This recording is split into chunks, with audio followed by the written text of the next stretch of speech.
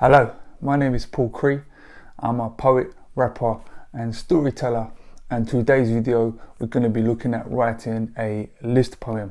You're going to need a pen and some paper, and remember in between the exercises to pause the video to allow you just enough time to write down what you need to write down. Alright, so let's get cracking. So list poem. What's a list poem? Well, quite simply, it does what it says on the tin. It's a bunch of words in a list form. However, it's a form that I like to use, and I've used it many times, as I think it's a nice, fluid, rapid way to explore ideas that are a little bit more abstract, like feelings and emotions, which we're going to look at a little bit later on today, which can be a little bit tricky to write about as they're not actual physical objects, so you can't describe them as well.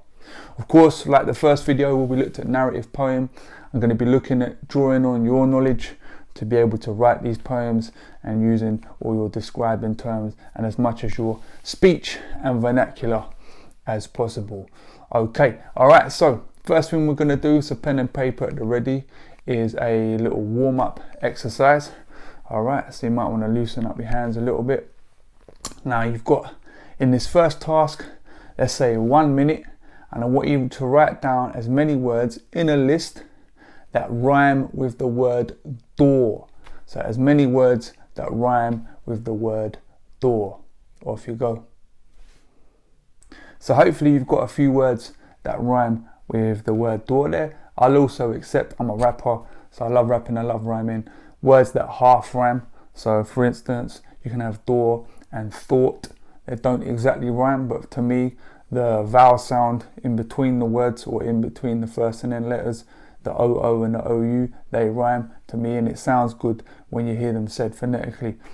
So that counts. Alright, so I'll give you a couple examples that I got here as I'm doing this as we're going along. Law, door, raw, I saw, seesaw, law, pure, thought, and wrought. Alright, so for your next task, now you've got this list of words that rhyme with door. You can take maybe 3 minutes for this, is to try and take those words, put them into sentences and make a little rhyming poem. Okay, now you can throw in extra words if you wish to. You don't have to use every single word, but try and use as many as you can, and you're going to put them into sentences, so of course you're going to need to add in some additional words to complete those sentences. Okay, but you want to use as many of those rhyming words as you can and see if you can make some kind of fun little rhyming poem. Okay, don't worry too much if it doesn't make sense, but try your best. Alright, off you go. Okay, hopefully you've had a little go at writing your first poem of the day. So I'll show you what I wrote. I don't know if you can see that, my messy handwriting there, because I write quickly. So I had losing some of the words that I initially put together on my list. So I got, I saw an eyesore, sat on a seesaw, so long my bum was sore, but what I saw was the eye of a storm in its rawest form, white heat like the human torch, pure terror in my thoughts coming towards me on the seesaw. I thought fast and hit the floor, took a detour, a tour de force towards a course where I could rest and watch the seesaw explode like C4. Okay, it's a little bit of fun, nice little rhyme and rhythm going on there. Strange little narrative about someone, me sitting on a seesaw and some crazy tornado storm going on, blowing everything up. But listen, we're just having a little bit of fun, letting our minds wander a bit and just getting our hands warm up and getting our tongues and fingers ready to go into some more poetry writing. Okay, well done. So that's your first part. We're now going to move on to the second part, which is a Kennings poem. So your second warm up today is going to be what we call a Kennings poem, which is very simply, again, a list form, and it's a 2-word phrase. A 2-word phrase that can be used to describe something. So before we have a go at writing some of these, okay, I just want you to pick a character, a person, right? Anyone you want. It might be your best friend, it might be your nan, it might be your teacher, it might be a celebrity, it might be a sports player, and just write their name on your bit of paper. Okay, write their name on a bit of paper, because you're going to have a go at describing them using the Kennings poem. Off you go. Okay, so Kennings poem, as I mentioned, is a 2-word phrase. So something like dream weaver, hug giver, biscuit eater. So you're taking 2 words and smashing them together to describe something, and it doesn't matter if it don't make sense. Tree hugger, that's a good one. Okay, so what you're going to do now, that person you've just written down, whether it's your mate, your family member, whatever, you're going to have a go at writing a list using the Kennings phrase, 2-word phrase, to try and describe them. And I'm going to give it a go too. And I've picked my wife. All right, so off you go. Cool. Right, so hopefully you've got a few of your Kennings phrases to describe this character that you've chosen. So as I mentioned before, I chose my wife. So there you go. This is what I had done. So I put roof provider, sky subscriber, black tea drinker, biscuit dunker, project manager, back scratcher, perfume collector, handbag hoarder, order seeker, weekly cleaner, silly singer, deep sleeper. So again, some of them are a bit silly, some of them are real, some of them are a bit creative, but it's just a fun way, and there was a nice rhythm going through the piece. The only reason I wrote it in 2 columns there was just because I was at the bottom of the page and I don't like wasting space. Okay, so ideally what you want is a nice big long list. All right, okay, so have a go at reading that back. See if there any changes that you want to make to it. Does the first line, would that work better halfway through? Are there 2 lines that aren't together that maybe would sound better together? Is there anything you can add to the first or last line or how it ends? So take a minute, have a look through, and then come back, make any changes.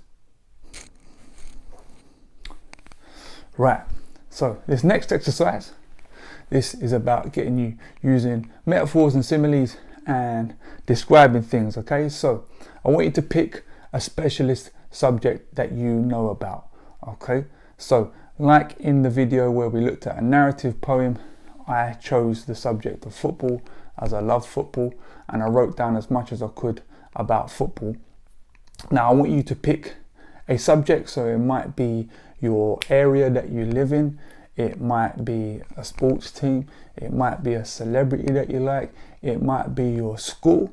So what I'm going to do is I work a lot in schools, I'm going to use school, and in this exercise, for 1 minute, I want you to write down as many words as you can associated with that subject. Okay, so pick your subject, then write as many words as you can associated with that subject. All right, don't think about it too much, just write whatever comes to your head, and you're going to put a little list together. Okay, nice list, off you go.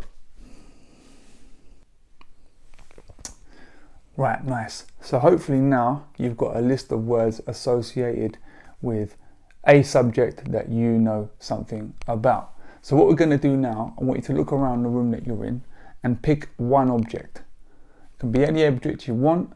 Unlike in the other video, I got you to pick an object that might have a backstory or something that meant something to you, but for this one that's not necessary. Just need you to pick one object, and then what you're going to do, using some of those words that you just wrote about describing or associated with your area of knowledge, you're going to use that to try and describe your object. So for example, I picked this as my object. So this is a foam roller, so this helps me stretch my back out in the mornings, and because school was my chosen area of knowledge, I used school to try and describe in a few sentences what this object is like. So it's quite bizarre, isn't it? But it feels nice when you roll on it.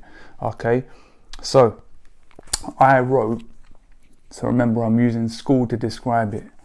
It's firm like the head teacher's leadership. It's unflexible like me in gymnastics. It has peculiar shapes like geometry class. I use it every day like my fountain pen in my pencil case. It's good for me like vegetables on my lunch plate, but I don't really want to do it like chemistry on Wednesday. It's here when I need it, like my best mates. And like all the equipment we use in class, it gets put away at the end of the day. Okay, so there was a little bit of rhyme in there. Initially, that wasn't intentional, but when I wrote it and then when looked back a little bit, I thought, oh, okay, maybe I can carry on with this rhyme. But you don't have to rhyme it. You just want to get some sentences, using description, using that knowledge that you've already identified with your chosen area of expertise to describe your object. Try and get 8, right? And you've got 2 minutes. Off you go. Cool. So you've already done quite a bit of writing, so well done. Hopefully our brains, our minds and our hands are all warmed up nicely now. So we're getting a little bit deeper into moving towards writing our very own list poem. Okay, so for this next exercise, I just want you to simply write down a list of as many emotions and feelings that you can think of in 1 minute. Emotions and feelings. So for me, I had tiredness, sleepiness, energetic, lazy, angry, sad, upset, excited, ecstatic, hungry. All right, so 1 minute, off you go. Cool. All right, so hopefully now you've got a list of some feelings and some emotions. So now what we're going to do, again, we're going to draw on our own knowledge and use that to try and describe some of these feelings and emotions. So again, you're going to pick a subject, so you can use the one you just used, that's absolutely fine. But if you can get 2, possibly 3, that would be great, as it gives the writing a little bit more variety and the depth. So for me, I'm going to choose school again, I'm going to choose football again, and I'm going to choose the home that I live in. All right, so I'm going to use those 3. And what I'm going to do, okay, so with your list of feelings and emotions, next to it, okay, you're going to try and describe that using your chosen area of knowledge. Okay, so for example, I've got tiredness here, and I've put like a striker after 2 halves of extra time. So there's my little football description. Sleepy, like my wife's taught us in the winter cold. Lethargic, a sleepy student falling asleep at the desk. Energetic, a fresh-faced young winger skinning a fullback. Lazy, Sundays not wanting to get up to change the channel on the TV. The remote doesn't work, it's old. So you get the picture, all right? So I want you to go through each one and write an example or try and describe it using your chosen area of knowledge. Okay, take a couple of minutes to do this as it requires a little bit of thinking, but off you go. Cool. So hopefully you've now written your emotions and feelings and you've had a go at describing them using your own knowledge. So really what we're trying to do, or always what I'm trying to do, is make it sound, when I say make it, I'm talking about the poem or the writing, to make it sound as close to me as possible and close to the way that I speak on a daily basis. I think that's really, really important, and I think that helps people engage with what you're doing and also helps the world learn a bit more about each other. Okay, so obviously I have my own way of speaking, I have my own phrases and words that I use every day, and of course my own way of explaining things. And when I started doing this stuff, there weren't a lot that I knew about, but football and music, these were always things that I've been into, so I've often used those to help me describe stuff. That's what we want to do when we're writing poems, or it's essentially one thing. We're describing things in a creative way, okay, and a creative way that sounds like you. So now you have your list, we're ready to have a crack at writing our list poem. So I'm going to give you the first line, okay, and I want you to use this line to lead into your list. And in this poem, you're going to describe all the different emotions and feelings that you might feel on a normal, regular day. All right, so for me on a normal, regular day, generally life's quite good. I'm not gonna lie, but of course there's moments when I'm sad, there's moments when I'm angry, there's moments when I'm really, really happy, there's moments when I'm calm, there's moments when I'm bored. All right, these are all natural, relatable human things that happen to most of us. So I want the full spectrum, all right? Okay, even like, you know, on a day, it's not very often where I get really, really angry, but it does happen sometimes. Okay, so you're looking at describing your emotions and feelings on any given day. So there is your first line on any given day, and then you're going to write your list underneath.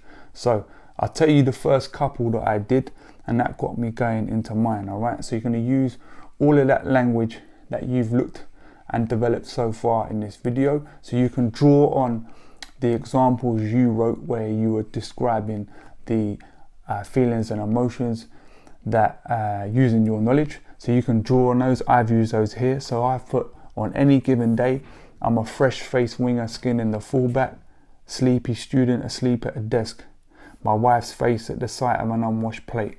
So there's my first three. Couple of those I wrote in the exercise before, and I thought I quite like the sound of those. I like how they look, I like how they sound when I speak them. So I've taken those and put them into my list. So take a few minutes for this one. All right, take your time, pause the video, give it a good go. See if you can get at least 8 lines, and then you've got a nice measure of a poem there. All right, so best of luck, and we'll come back again in a minute. All right, so hopefully now you've got a few lines of a list poem, at least 8, all going well. Well done if you gave it a crack and you've never done it before.